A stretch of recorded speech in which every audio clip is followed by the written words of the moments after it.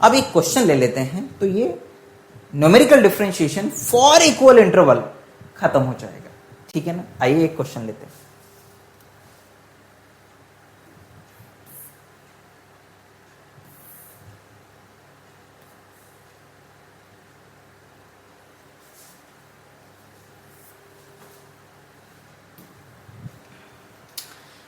Now look at this student, इस एक ही question से मैं आपको दोनों चीजें समझाने की कोशिश करूंगा, यानी कि हम फॉरवर्ड इंटरपोलेशन फॉर्मूला भी यूज करेंगे फॉर न्यूमेरिकल डिफरेंशिएशन और बैकवर्ड इंटरपोलेशन भी यूज करेंगे। लुक एट दिस क्वेश्चन, आपको एक डेटा दिया है, x और y की वैल्यू दी हुई है 1.0, 1.1, 1.2, 1.3, 1.4, 1.5, 1.6 तक इक्वल इंटरवल डेटा है, दिख रहा है आपको वैल्यू फाइंड करनी है dy by dx, d2y by dx square at x is equal to 1.1 और x इज इक्वल टू 1.6। तो 1.1 तो बच्चों ये है, x इज इक्वल टू 1.1, यानी कि इस पॉइंट पे ध्यान दीजिएगा, अगर इसको x0 मान रहे हैं, इसको x1 मान रहे हैं, इसको x2 मान रहे हैं, इसको x3 मान रहे हैं, इसको x4 मान रहे हैं, इसको x5 और इसको x6 मान रहे हैं, बेसिकली मतलब n इज इक्वल टू आपका यहाँ पे कितना है, n इज इक्वल टू 6 है। तो अगर आप इसको x6 मान रहे हैं तो आपको x1 पर वैल्यू फाइंड करनी है dy by dx की और d2y by dx स्क्वायर की, और x6 यानी कि xn पे वैल्यू फाइंड करनी है। तो एक वैल्यू x0 के नजदीक वाली है, एक वैल्यू xn के नजदीक वाली है। कुल मिला के आपको 4 आंसर निकालना है, इन दोनों की वैल्यू इस पर और इन दोनों की वैल्यू इस पर। ये तो हो गया क्वेश्चन। नाउ सबसे पहले हम लोग फॉरवर्ड डिफरेंस टेबल बनाएंगे।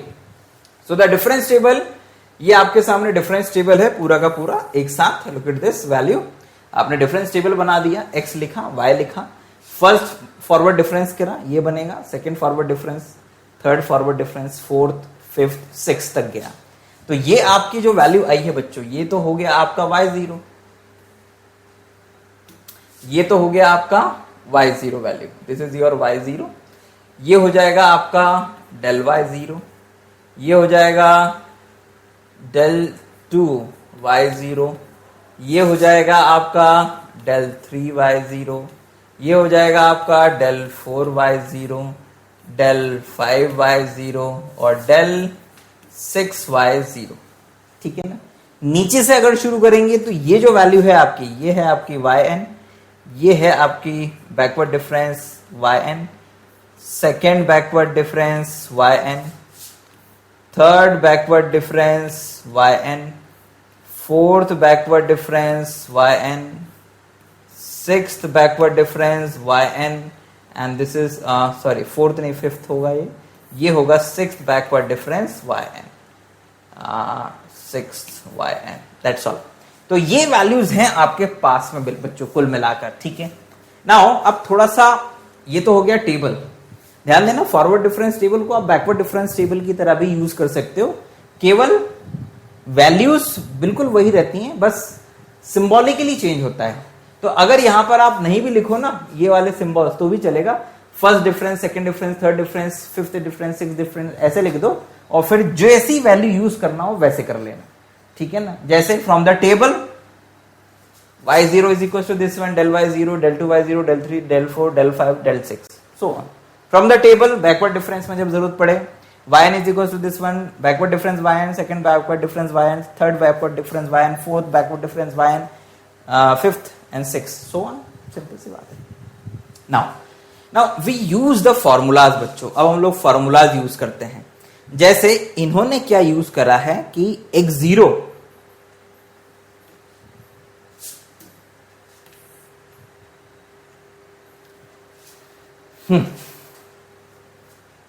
Yes that's the issue. देखो यही सबसे बड़ा इशू इसने लिया है। इसने क्या करा, बड़ा चालाकी से काम करा। इसने क्या किया कि भाई dy by dx और d2y by dx स्क्वायर का फॉर्मूला तो उसने डायरेक्ट लिख लिया। ध्यान देना, अगर तुम्हें नहीं आता हो ना तो फॉर्मूला बना लेना। कैसे बना लेना कि भाई y का जो फॉरवर्ड डिफरेंस इंटरपोलेशन से फॉर्मूला होता है y से ये होता है, लिख दिया। फिर उसी को डिफरेंशिएट करके y डैश x निकाल लेना और उसी को डिफरेंशिएट करके y डबल डैश x निकाल लेना। तो फॉर्मूले तुम पहले बना लेना। अब जरा ध्यान देना, इस राइटर ने, जिस भी राइटर से हमने ये लिया है कंसेप्ट, इस राइटर ने एक चालाकी करी। क्या चालाकी करी, उसने बोला कि ठीक है भैया कि h इज इक्वल टू 0.1 है, वो तो चलेगा।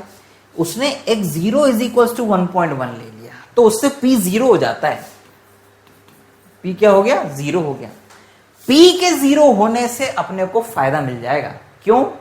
देखो, उससे फॉर्मूला आसान हो जाता है ना भाई, सिंपल सी बात है। p 0 रख देंगे तो कुछ लिमिटेड चीजें ही काम आएंगी बस केवल, राइट? जैसे कि केवल इसकी जरूरत पड़ेगी, इसकी, वो अपने टेबल से ले लेंगे। लेकिन एक छोटा सा चेंज जो आएगा ना, वो मैं आपको समझा देता हूं। जैसे अभी जो मैं आपके साथ डिस्कशन में करा, थोड़ा सा चेंज होगा, है ना? लेकिन दोनों चीजें आपको आनी भी चाहिए, है ना? क्योंकि ये एक नया तरीका भी है भाई। जो मैंने आपके साथ डिस्कशन में लिया कि भाई ये इसको x0 माना था और इसको y0, तो आपके पास में ये सारी की सारी टेबल की वैल्यूज आई।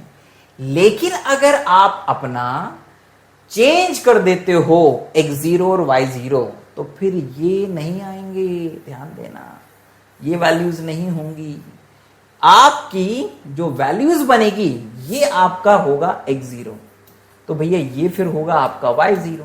और अगर ये y0 है तो फिर ये होगा del y0, ये होगा del 2y0, ये होगा del 3y0, ये होगा del 4y0 और ये होगा del 5y0। बहुत सिंपल सी बात है, उससे चेंज हो जाएंगी सारी की सारी चीजें। इसीलिए आप ध्यान दीजिएगा कि जब इसने ये सारी चीजें लिखी, तो देखो यहां पे x0 ये लिखा, del y0 0.378 लिखा है, तो देखो ये del y0 0.378, del 2y0 minus 0.03, ये देखो उसी तरह से del 3, del 4, del 5 values use होंगी।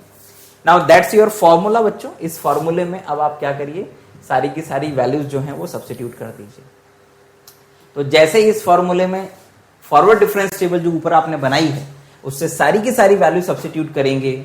सेकेंड डेरिवेटिव के लिए जो फॉरवर्ड डिफरेंस टेबल बनाई है, उसमें ये सारी की सारी वैल्यू सब्स्टिट्यूट करेंगे, तो आपके पास में dy by dx at 1.1, d2y by dx square at 1.1, calculation कर लेना, सारी वैल्यूज रख देना, यहाँ पे सॉल्व करोगे, dy by dx की वैल्यू at 1.1 3.952 आएगी और d2y by dx स्क्वायर की वैल्यू at 1.1 माइनस 3.74 आएगी।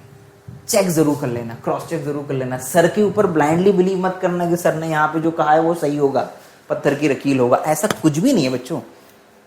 मैथमेटिक्स में कोई परफेक्ट नहीं हो सकता है, साइंस में कोई परफेक्ट नहीं हो सकता है। ह्यूमन माइंड है, कैलकुलेशन मिस्टेक हो सकती है। मैं अच्छा समझा सकता हूं, लेकिन हमेशा सही हूं कैलकुलेशन में, ये जरूरी नहीं है। इसलिए क्रॉस चेक जरूर करना है, खुद से करके जरूर चेक करना है एक एक चीज, ठीक है? तो ये तो हो गया बच्चों, फॉरवर्ड डिफरेंस इंटरपोलेशन की मदद से न्यूमेरिकल डिफरेंशिएशन किया 1.1 में। अगर वो 1.0 पे कहता, तो 1.0 पे अगर मान लो वो अपने से फर्स्ट डेरिवेटिव और सेकंड डेरिवेटिव निकालने को कहता इस पॉइंट पर कि भैया तुम तो इस पॉइंट पे निकालो यार, तो उस केस में फिर यही वैल्यूज हम लोग यूज करते, ये वाली, है ना, ये वाली यूज करते, क्योंकि जो भी x0 y0 होता है उसके according del y0 del 2y0 del 3y0 and so on होता है, ठीक है ना? तो be careful. Now next, now look at this, ये तो हो गया। अब सेकेंड वाला पार्ट बचा B. We use the above difference table and the backward above table and the backward difference operator del instead of this one, बस केवल del change कर देना है। Putting these values we get, so dy by dx at 1.6, d2y by dx at 1.6 हम लोग निकालेंगे। तो नीचे की जो वैल्यूज है ना बच्चों, वो यूज करेंगे। तो पहले आपको क्या करना पड़ेगा, बैकवर्ड डिफरेंस के लिए जो फॉर्मूला है उसको लिखना है, उसकी मदद से y डैश x निकालना है और उसी की मदद से y डबल डैश x निकालना है। जो भी फॉर्मूले बनेंगे उन फॉर्मूलों में फिर आप p इज इक्वल टू 0 लिख देंगे, तो ये दोनों फॉर्मूले p इज इक्वल टू 0 पे आएंगे। क्यों? कारण यह है कि हमें xn इज इक्वल टू 1.6 दिया हुआ है, ठीक, और इस xn पर ही हम लोगों को क्या निकालना है, x इज इक्वल टू 1.6 पर ही डेरिवेटिव निकालना है। तो जब p निकालने के लिए जाएंगे तो वो 0 हो जाएगा, क्योंकि फॉर्मूला होता है x minus xn upon h, तो p 0 हो जाएगा। तो इन दोनों ही फॉर्मूलों में जैसे p इज इक्वल टू 0 रखेंगे बच्चों, तो हमारे पास में, वैसे इसने तो बहुत जल्दबाजी कर दी है, फॉर्मूले लिखे नहीं है, डायरेक्ट वैल्यू रख दी है। तो फॉर्मूला जो भी बनेगा, ऊपर जो हमने डिस्कशन किया था बैकवर्ड डिफरेंस के लिए, उन फॉर्मूलों में सारी की सारी वैल्यूज रख देनी है आपको, इसको भी रख देनी है। ये वैल्यूज फॉर्मूले ऊपर हैं, वहां से पहले फॉर्मूला लिखना और उस फॉर्मूले में फिर वैल्यू रखना। एच की रखी, ये कौन सी वैल्यू है, ये वाली है y, I think y n तो 0 हो जाता है, डेल y n, यानी कि नीचे से जो वैल्यू आती है बैकवर्ड डिफरेंस टेबल में, ये वाली डेल y n 0.281 ये वाली रखी है। फिर 1/2 डेल 2 y n ये वाली -0.018 ये वाली, सॉरी कौन सी, यही थी ना, कहाँ गई बैकवर्ड डिफरेंस, हाँ ये वाली। फिर थर्ड वाली, फोर्थ वाली, फिफ्थ वाली and so on. Similarly second derivative में भी आपने यही करा। 1/h² को भूलना मत, गलती मत करना, गड़बड़ हो जाएगी। सारी वैल्यू सब्स्टिट्यूट करना, कैलकुलेशन करना, you will get 2.75 as dy/dx at 1.6 -0.715 d2y/dx² at 1.6। तो इस तरह से विद्यार्थियों हम लोगों ने वैल्यू निकाली किसकी, dy/dx की, d2y/dx² की एट 1.1 फॉरवर्ड डिफरेंस से, एट 1.6 बैकवर्ड डिफरेंस इंटरपोलेशन से। आई रिपीट, ये चीज आपको समझने के लिए फॉरवर्ड डिफरेंस फॉर्मूला आना चाहिए, उसका यूज करते आना चाहिए, बैकवर्ड डिफरेंस आना चाहिए, उसका यूज करते आना चाहिए, तभी आप ये चीज समझ पाओगे। आपको अगर forward difference table, backward difference table बनाना नहीं आता है, आपको ये समझ में नहीं आएगा। ठीक, अगर आपके वो वीडियो मिस हो गए हैं तो इसी वीडियो के डिस्क्रिप्शन में प्लेलिस्ट का लिंक दिया हुआ है न्यूमेरिकल एनालिसिस का, उसमें लिंक के ऊपर क्लिक करो, प्लेलिस्ट निकालो और पुराने वीडियो जाके देखो, फिर यहां पर आओ, क्योंकि मैथमेटिक्स में एक सीक्वेंस को फॉलो करना बहुत जरूरी है। ठीक है, एक और क्वेश्चन लेते हैं, थोड़ा सा अच्छा क्वेश्चन है। Look at this question, the following data given the velocity of a particle for 20 seconds at the interval of 5 seconds. Find the initial acceleration using the entire data.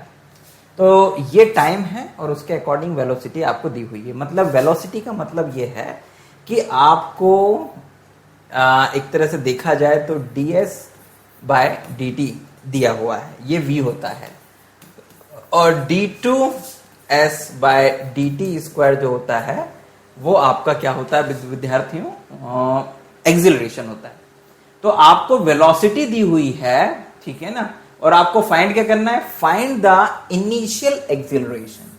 Initial acceleration का मतलब यह है कि ये जो v आपको दिया है, इस v की मदद से आपको dv/dt निकालना है, यानी कि फर्स्ट डेरिवेटिव निकालना है। और इनिशियल वेलोसिटी बोला है, इसका मतलब है कि dv/dt निकालना है at x is equals to 0, और x इज इक्वल्स टू 0 का मतलब है ये x0 है, ये x1 है, ये x2 है, ये x3 है, ये x4 है, ये y0 है, ये y1 है, ये y2 है, ये y3 है, ये y4 है। जो मुझे अभी लग रहा है कि अपने को यही लेना चाहिए, अगर नीचे कुछ और निकल आया तो देखते हैं, वैसे होना यही चाहिए।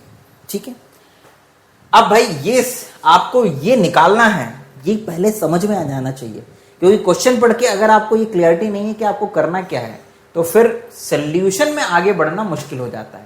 और हर विद्यार्थी को, आपको कम से कम मेरे स्टूडेंट होने के नाते, क्वेश्चन पढ़ के पहले अपने आप को इस बात के लिए संतुष्ट कर लेना है कि भाई क्वेश्चन में पूछा क्या है।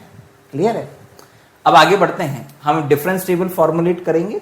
तो ये टी लिख लिया, ये वी लिख लिया, ये डिफरेंस टेबल बनाया, यहां पर आके आ गया, ये अपने पास में y0 है, ये डेल y0 है, ये डेल 2y0 है, ये डेल 3y0 है, और ये डेल 4y0 है फॉरवर्ड डिफरेंस टेबल की मदद से।